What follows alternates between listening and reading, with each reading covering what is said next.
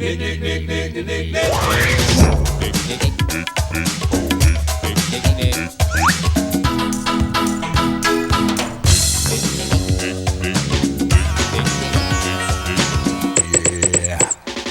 it.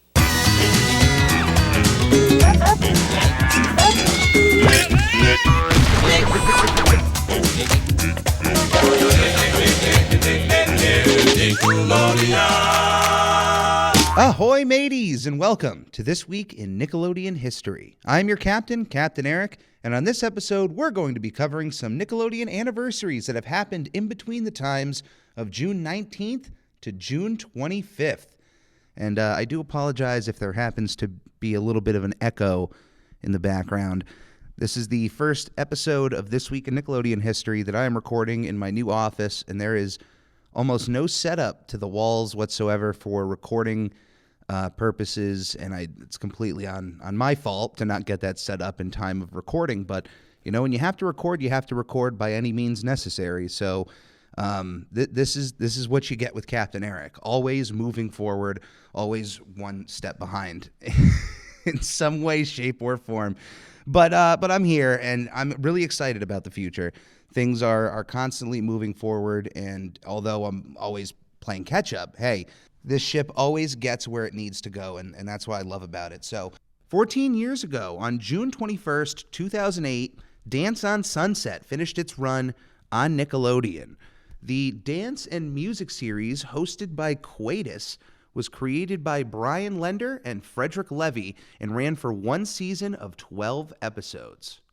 13 years ago, on June 19th, 2009, the TV movie Mr. Troop Mom premiered on Nickelodeon. Directed by William Deere and written by Thomas Ian Griffith, the movie stars George Lopez and at least has an appearance by Jane Lynch and was viewed by 4 million people during its first airing, making it the #1 original basic cable program on the night. And apparently, this is such a Nickelodeon movie here that the Naked Brothers Band apparently appear at the end of the movie. I honestly have never even seen Mr. Troop Mom. As much as I like George Lopez and I know how synonymous he is with Nickelodeon, especially if you remember those late nights waking up, you just all of a sudden, wait a minute, is that the song Tequila playing in the background? Oh, wait. No, that's the opening to the George Lopez show that just somehow, even though it wouldn't air all the time on Nick at Night. I mean, they had a couple episodes a night, but for some reason, collectively, an entire generation of people were able to at least a few times wake up to that theme song specifically. I don't know. I know it's a popular meme now, but it is true. We all experienced it at some point where, you know what? You could not even fall asleep to Nick at Night, and you would just wake up, and all of a sudden, there's Tequila playing, and it's the start of the George Lopez show. I don't even remember putting Nick at Night on. Well, I might as well enjoy myself some George Lopez since it's on. But yeah, I have not seen Mr. Troop Mom, although I am a bit of a fan of Jane Lynch as well, so seeing her involved into this project, I might have to go out of my way to check it out. But yeah, if you have any thoughts on Mr. Troop Mom, let them know on the YouTube video in the comments below. 8 years ago, on June 21st, 2014, the TV movie Terry the Tomboy premiered on Nickelodeon. Starring Leah Marie Johnson, the film was written and directed by Wayne Randolph. It is actually a spin-off film of a sketch called Terry the Tomboy from a sketch comedy show, Awesomeness TV, that also was on Nickelodeon. So in ways, this is the Good Burger film compared to all that, where, you know, you take the sketch, the one popular sketch off of a show, and you make a film about it. And I may not have seen Awesomeness TV or the Terry the Tomboy sketch. I remember seeing the advertisements for the movie, and I didn't know it was off of a sketch or anything. But hey, look, if the sketch was popular enough with kids for them to want to make a movie in the first place, then there's got to be something to be found there. It's the same idea with Fred. You may not like the idea, but hey, if it's gotten to this point, there's got to be something to be found. 7 years ago, on June 19th, 2015, the TV movie One Crazy Cruise premiered on Nickelodeon. Directed by Michael Grossman, the film stars Sidney Park, Benjamin Flores Jr., Rio Mangini, and Kira Kosarin, 4 stars who were, at the time, part of some other Nickelodeon programs that you may or may not have heard of, ones like the Thundermans, or another show that finished its run 6 years ago on June 25th, 2016. I'm talking about Bella and the Bulldogs. Bella and the Bulldogs is a comedy show created by Jonathan Butler and Gabriel Garza, starring Breck Bassinger, about a young girl who, instead of going after the cheerleading part of football, decides to make it on the team, and in doing so becomes an absolute star player of the Bulldogs football team. The show ran for 2 seasons of 39 episodes. Also, 6 years ago, on June 19th, 2016, The Other Kingdom finished its run on Nickelodeon. Created by Thomas W. Lynch, The Other Kingdom was a fantasy sitcom that started running on April 10th, 2016, and ran to June 19th, 2016. 1 season of 20 episodes. Last but certainly not least, I am talking about a show that started its run 4 years ago on June 25th, 2018. I'm talking about the return of the king of Nickelodeon game shows, Double Dare, but this time with a bit of a twist. Double Dare was originally created by Jeffrey Darby, Michael Klinghoffer, Dee LeDuc, Robert Mittenthal, and Debbie Beese, who is actually given more credit for Family Double Dare, but she probably brought stuff to the table that was then reused for the revival, so we're going to give her credit here as well. The show has a long history on television, dating itself back all the way to its original run on October 6th, 1986. Hosted by Mark Summers, he hosted the show all the way until its final episode on February 7th, 1993.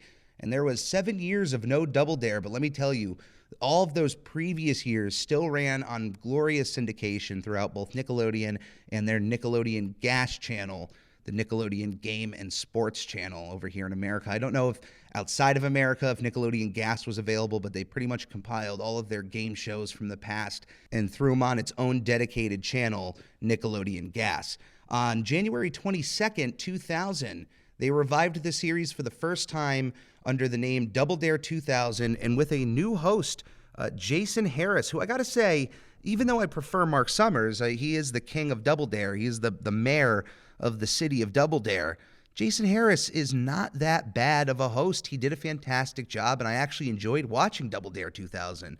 So I realized at that point it was more of the game show that I could follow and wanted to watch than just the host. But Mark Summers would not be away from Double Dare for much longer, because on June 25th, 2018, they would revive Double Dare for a second time under just the standard Double Dare name, and would bring Mark Summers back to our television screens alongside a new host, Liza Koshy, who in her own right is one of the biggest content creators of our time.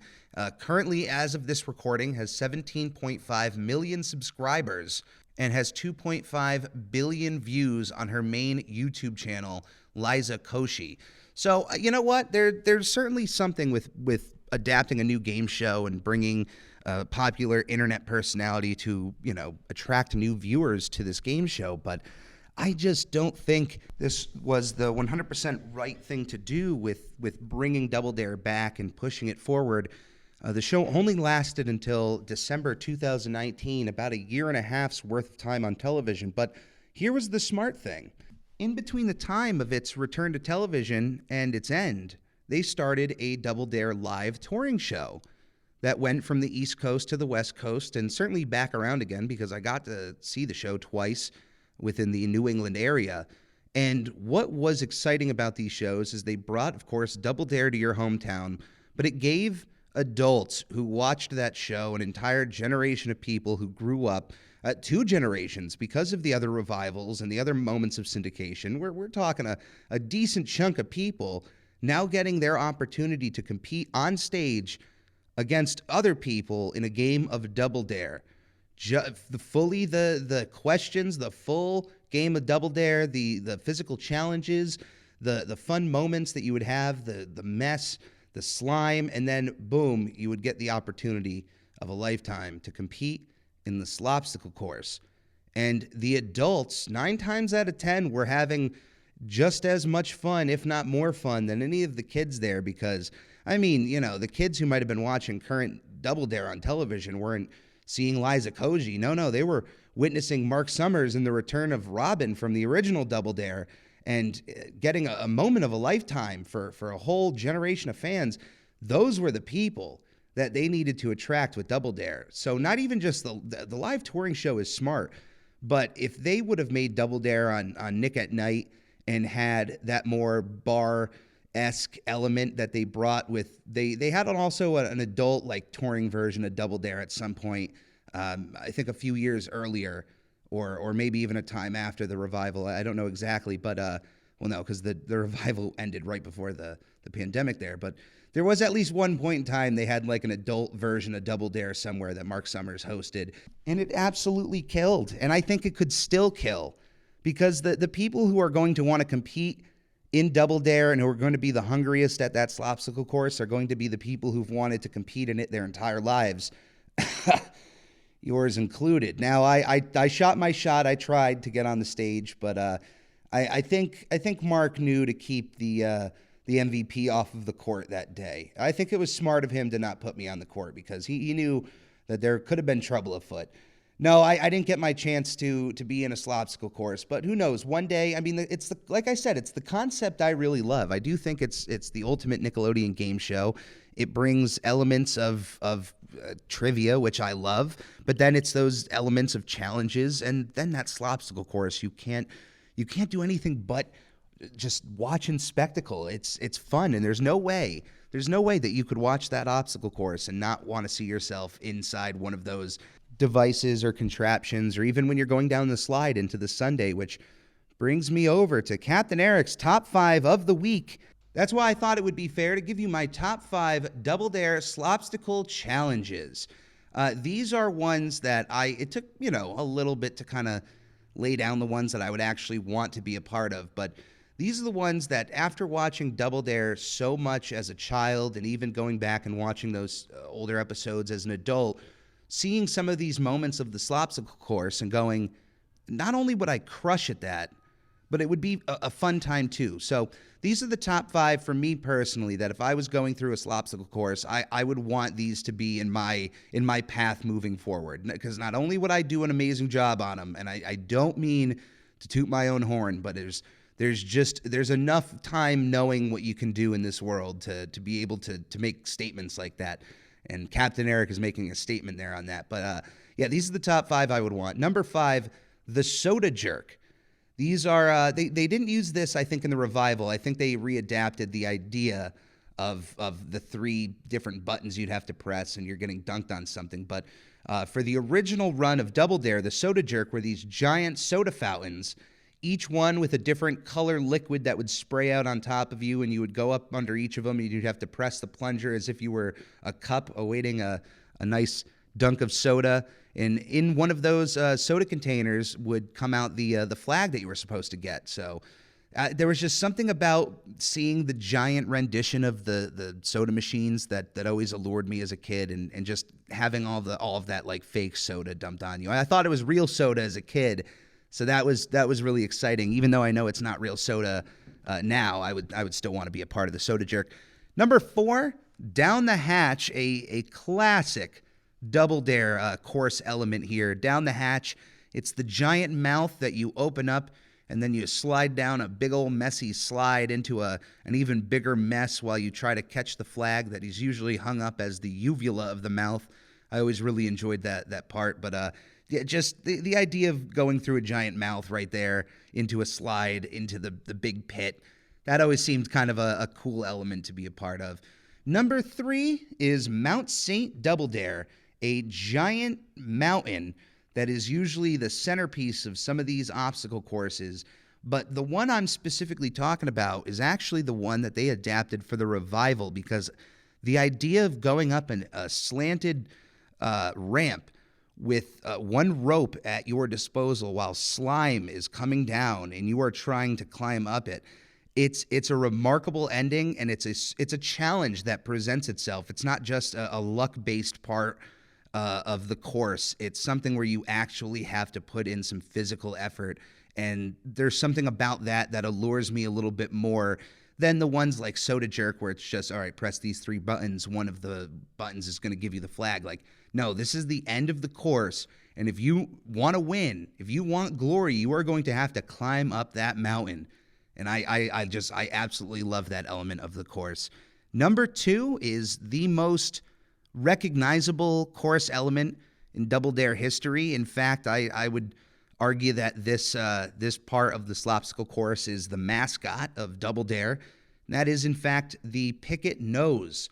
The giant nose that you would have to lay on your back and put your entire arms inside of, because inside of one of those nostrils not only is a bunch of green gack that's just going to coat your entire arm, but also it's going to be the flag that you're going to need to continue on. So it's as classic as you could get with Double Dare courses. And you might be surprised that it's not my number 1 with all that praise I just gave it, but I actually already told you what my number 1 was, because I used it in my argument as to those adults or people watching Double Dare. It's number 1 is the Sunday slide. I mean, man, when you're a kid and you're watching this show, and like I said, I thought there was real soda being dunked on people in the Soda Jerk. So when it comes to the Sunday slide, you have this giant circular slide that leads to a massive ice cream. Like a massive pile of ice cream that you just slide right into.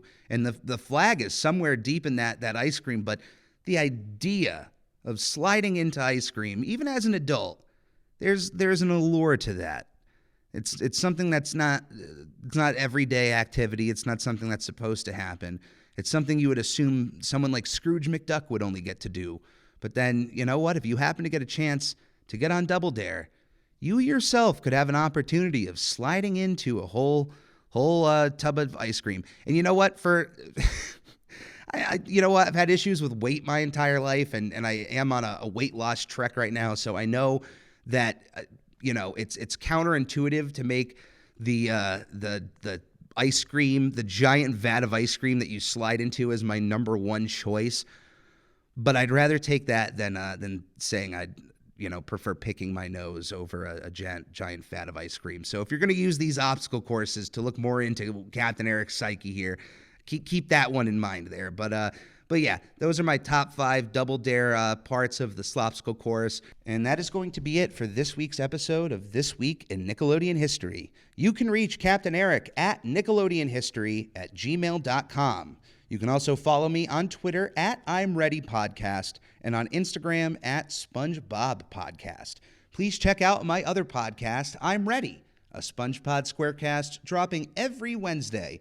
And don't forget to subscribe to the Captain Eric YouTube channel, where you can also hit that bell for notifications so you can know whenever the captain puts something out. You can also purchase new and updated merch at the Redbubble link, either in the podcast description or in the link from any of my socials. Anything that comes in through my projects goes directly back into my projects, and it is always appreciated. As always, please stay safe, be kind to one another, and come aboard again to another This Week in Nickelodeon History. Nickelodeon all over it. It is like they just connected Ren and Stimpy together, and they just, boom, here's a show. On the Lord Hook, here we hut, Nick. On the Lord Hook, here we hut, Nick. On the Ricky Ticky Low, while living number 1 Nickelodeon.